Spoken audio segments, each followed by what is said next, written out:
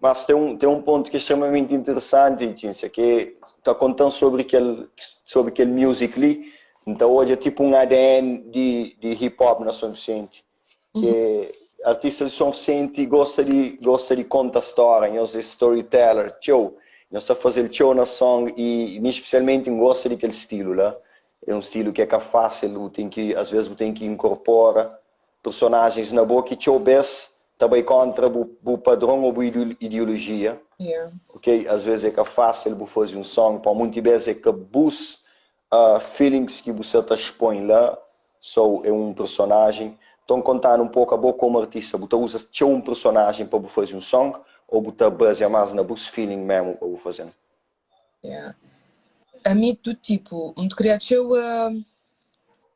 uma pessoa, me criar aquela pessoa e me pôr na pele daquela pessoa e ao longo daquele processo criativo me sentir tudo que é sensação possível que se não tivesse naquela história ou se está a acontecer a mim, o que é que estava de acontecer, o que é que maneira que me reagir, né?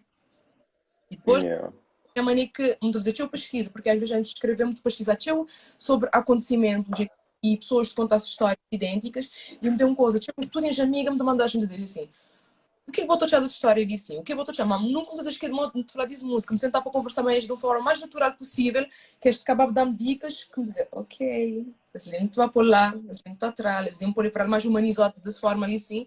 Yeah. Então me queria esse tipo de personagem, né? Que quando às vezes pessoas te conhecem na realidade, te lidam a mim, só te esperar de um nitri mais isso, um nitri mais aquilo, depois dizer, não, afinal, foi outra pessoa, dizer, eu, que lá é minha agora, nem é dia a dia normal. Só que pode Exatamente. dizer-me o que é que me te dizer às vezes. Até Exato. storyteller. E tinha pessoas que ficar confundir. É aquela que é nice, e coisa que você está falando no início ali, há tanto ouvintes, tanto rapper, tanto beatmakers, tanto nós que se ali está fazer movimento, nós tudo é importante para o movimento de hip hop. Assim que tinha que tinha aquele outro, então que tinha aquela conexão. E tudo aqueles elementos que acaba para juntar hip hop, tudo aqueles 5 elementos.